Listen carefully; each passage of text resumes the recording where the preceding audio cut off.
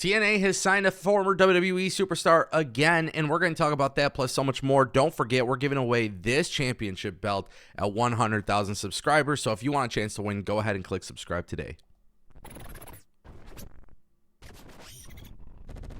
All right, guys, first I want to talk about a change within WWE that's not necessarily shocking, but I'm actually very happy about this, especially because it impacts Santos Escobar.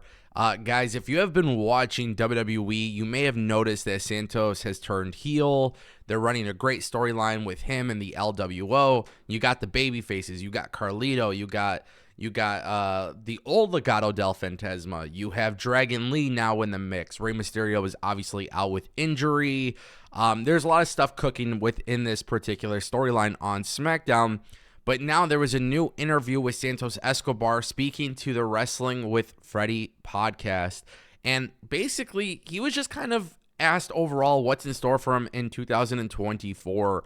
And long story short, he talks about how he's been given a lot more freedom.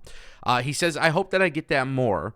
But I'm already doing a lot of stuff that I wasn't doing 6 months ago. They are giving me a lot of freedom, and all this effort that I'm putting into it, it's paying off, and I'm just glad it's happening. Right now, the storyline is what it is, and I love it, and I have the opportunity to show more of what I got, and hopefully we'll get to WrestleMania. He talks a little bit more about getting better and learning and growing. You know, he talks about all of these different things. He's not the one crafting the storylines, but when it comes to working within the storyline, he's given this freedom. And I'm very happy about that. And I'm happy because for a while, it seemed like WWE was being very stern on what, storylines may happen and how things happen in those storylines and how promos are delivered and stuff like that. And it looks like WWE has gone back to that approach where if they trust you enough, they will allow you to have a little bit of freedom with your character and a little bit more freedom with your promos. And you could see in WWE, there's a huge difference between certain wrestlers who are heavily scripted and certain wrestlers who are not heavily scripted.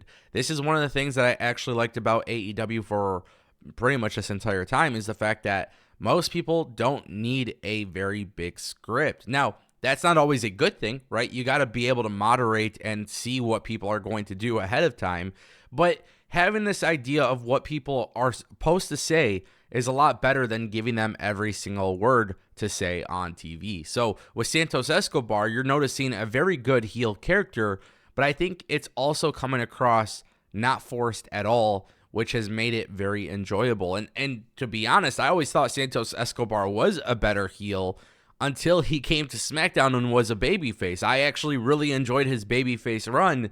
I didn't realize how much more I enjoyed his heel work until he became a heel, and WWE kind of took the shackles off in that sense because now they're allowing him to kind of do whatever. And obviously, listen, if guys aren't going off the script completely and starting issues like, someone else, then perhaps it's a good thing. So definitely something to pay attention to. Curious to see what Endeavor, Triple H, everybody has cooking up for WrestleMania this year. Definitely excited about it.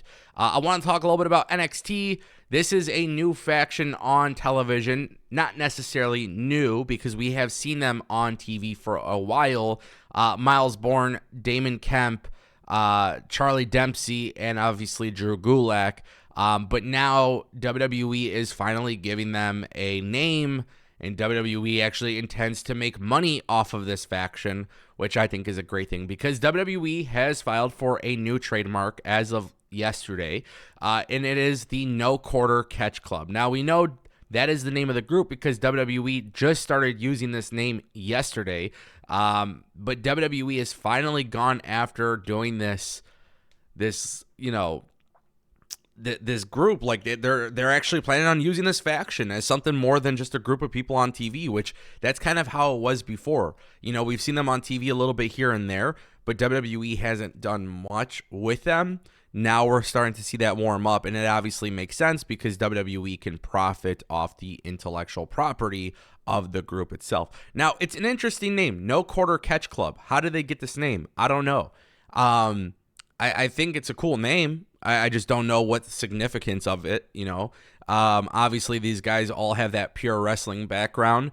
Obviously, the joke, the running joke on social media is that this is the Orlando Combat Club.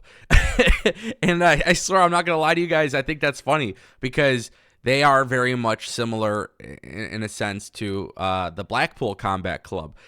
So the No Quarter Catch Club it's an interesting name to me. Or I'm sorry, they're calling it the No Quarter Catch Crew, I should say. But I like the name. I think it's a cool name.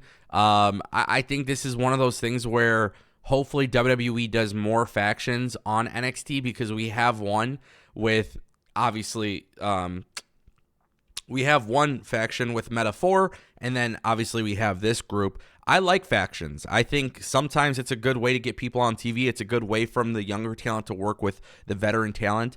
And look at these three guys who are able to work with Drew Gulak, who is a longtime veteran of the business. This could be something really cool, hopefully one day on the main roster.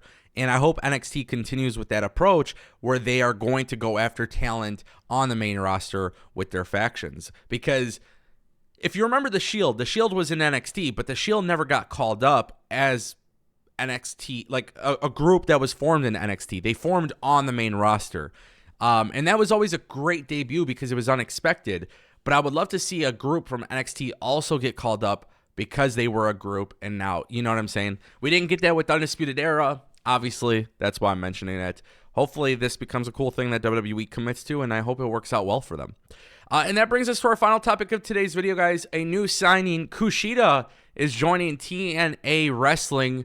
According to Impact Wrestling today on social media, they announced earlier today that the Time Splitter is joining TNA Impact. Guys, Kushida has been in Impact, and he's kind of been working, here and there. And the thing that I love so much about Impact, and I've said this before, is that they weren't doing these exclusive contracts. They weren't doing these contracts that were bounding talent to their company. But what they were doing was utilizing working relationships with other companies, giving people kind of like a trial and basis or whatever. And, I always look at Kushida as somebody with a ton of potential in America. And it didn't work out for him in NXT. Now he goes to Impact Wrestling. He's on TV a little bit here and there. Scott D'Amore is putting on some great matches for him and obviously the Motor City Machine Guns and so many others. I'm a huge fan of this. I'm a huge fan that they've locked him down because they saw what they needed to see. They didn't make an impulsive decision to sign just anybody.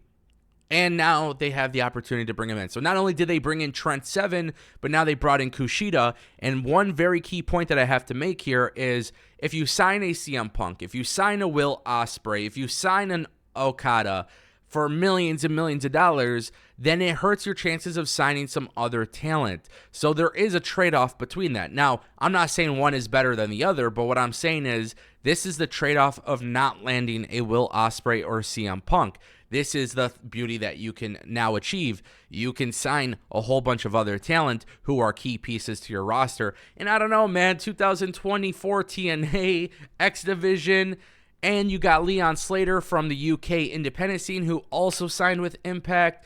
I mean, I feel like this is going to be a really badass X Division in 2024. Plus, you got Alan Angels and so much more. I'm pretty excited about it. I'm happy for them, and I'm happy for Kushida.